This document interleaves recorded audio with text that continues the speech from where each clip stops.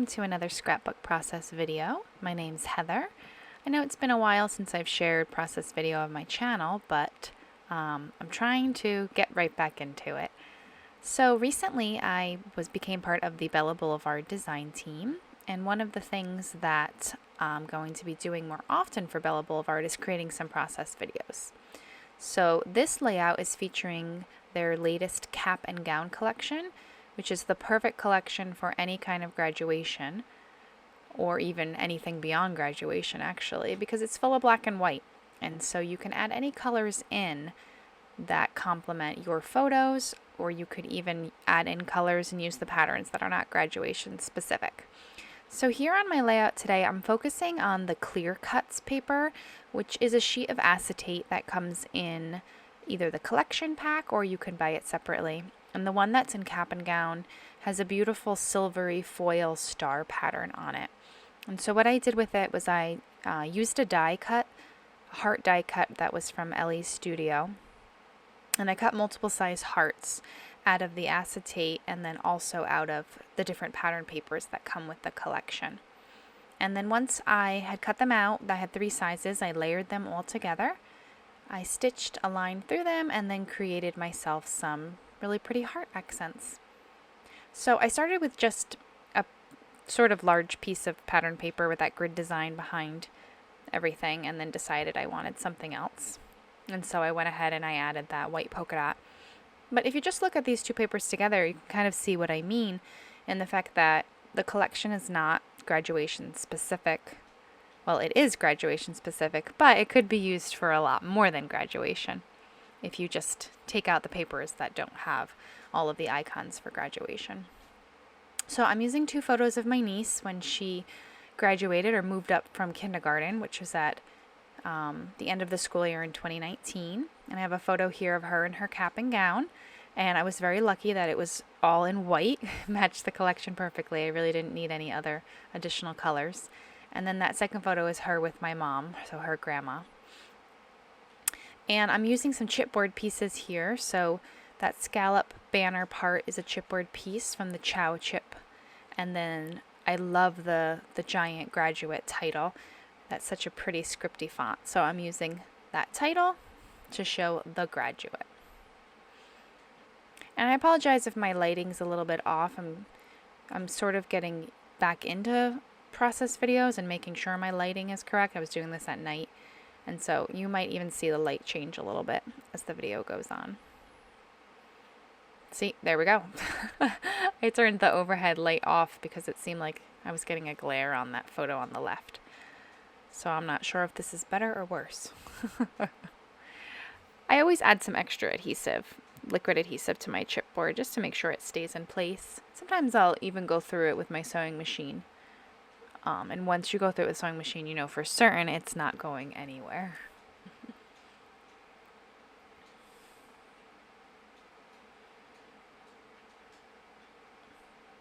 Alright, so I'm bringing my hearts back in. I sort of had an idea in the beginning of where I wanted them to go, but then of course took everything off, and so now I'm kind of fitting them back together. But I know I picked out the patterns that I want. I am overlapping them. You just saw me use some foam tape. I like that with the dimension, with just the center of the heart adhered down and then stitched through. I like that I can sort of tuck the layers underneath each other. And I'm also taking advantage of the clear cuts and the fact that it is clear and tucking the parts of the heart sort of underneath one another. Also trying to keep the different, like if there's a big heart that's in black or a big heart that's in white, trying to sort of space those out. That one I just added adhesive to actually has a clear cut background. So there we go, and then one more in there. And you can see in my bowls off to the right there that I have a lot of hearts left over. So I will definitely use them on another layout. And they were super easy to make.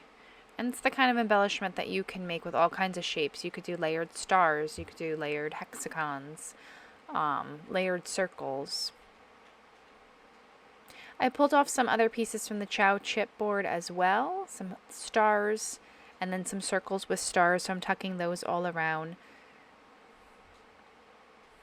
And when I tuck my chipboard around, I try to think of it as a visual triangle. So right now I don't necessarily have that because I haven't completed the right side of my layout with the hearts, but here we go, I'm doing that now. It takes me a little while to arrange them on the right side and get just the right amount. But I end up switching out some hearts actually and changing it up. I think that one I actually change. Yeah, there we go. And I liked that I can tuck it all the way under and it fit a lot nicer.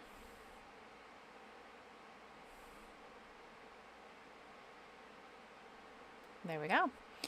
So this collection has some really beautiful gold foil accents, and you can really see them on these banner strips here. The shine to it is just gorgeous. In fact, sometimes when I photograph them, it's hard not to get the glare of the lights on them. But it's so pretty in real life. So I struggle a little bit with putting this banner down. Doesn't exactly end up like you see it right here, but I do like in the end how it laid out.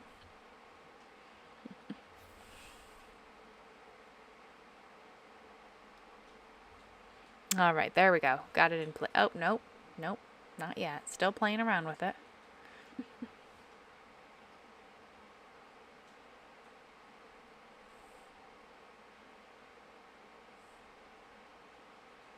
And if you want to see other cap and gown layouts, the Bella Blvd creative team has made some beautiful layouts, both graduation themed and non-graduation themed.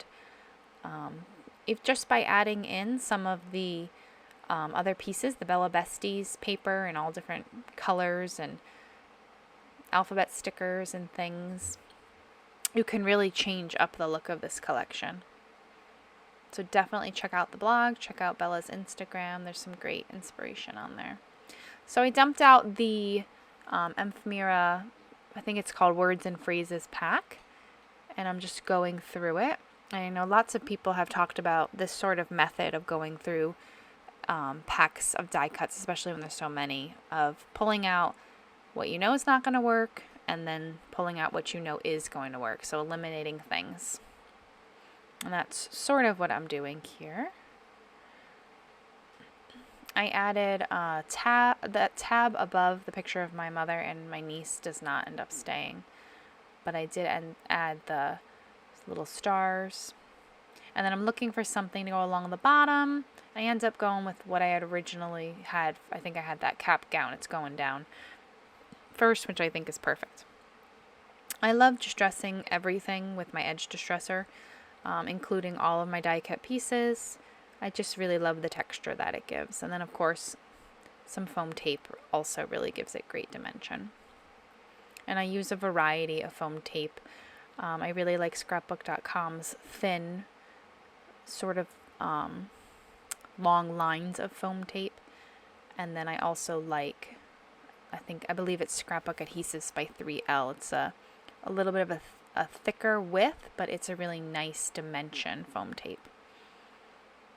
And I can never ever resist a tag. And so I did cut this one down, and I'm going to add my twine to it and then stick it in behind the photo. I just love the texture of twine. It's actually crochet thread, not actually even twine. And I bought a giant ball of it years ago, and it has lasted me forever. There's still a ton on it, because you really only need a small piece. So I'm fiddling around with the bow there, and then I get that in place.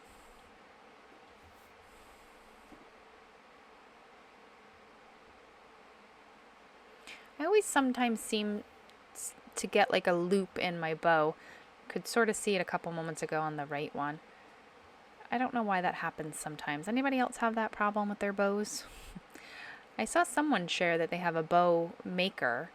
It's just a simple piece of cardboard and you wrap your twine or whatever around it. I have to check that out.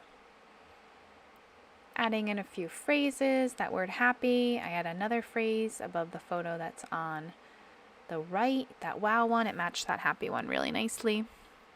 And then while I was in there, I saw the numbers, and it gave me the idea to add the year. which is coming up at some point. I think I got a little ahead of myself.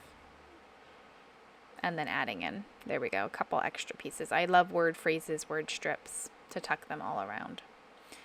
And that tucked really nicely behind the clear cuts. That was the back piece of that top heart on the right. And you can still read what the phrase says. Oh, I'm pulling out some puffy stickers before I add the year on the top. I really like the little pieces of confetti that are on the puffy stickers. There's just a few on this one, but actually my Candy Girl collection had a ton of those confetti-like pieces, and they're so fun to just sprinkle all around. So I pull out the few that are in this puffy sticker sheet and I add them on.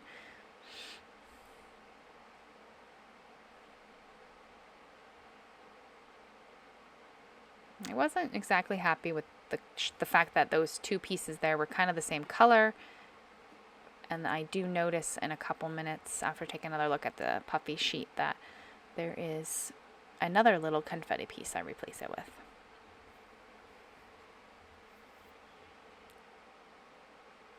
There we go. Much happier.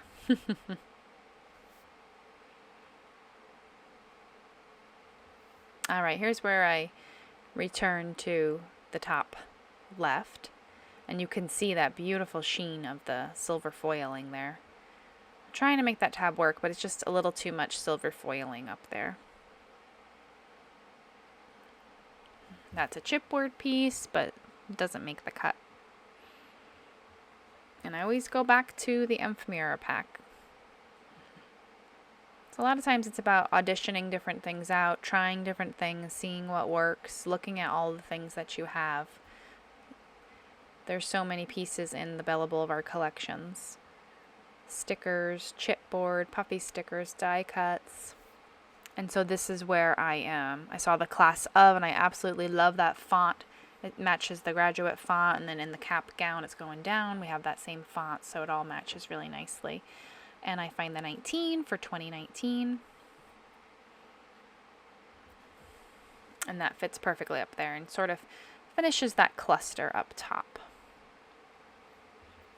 And like I said, I distress everything. Every little piece. I just love that texture it gives.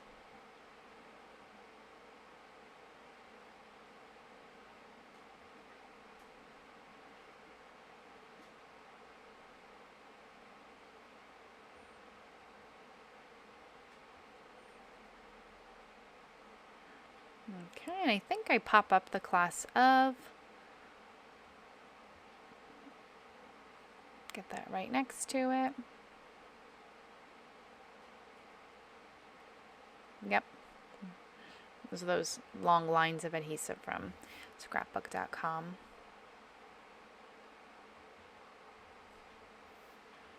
And then I find these cute little hearts, which I think is perfect. It almost looks like the little apostrophe that would go before the 19. And then the last thing that I decide to do here is add some ink splatters.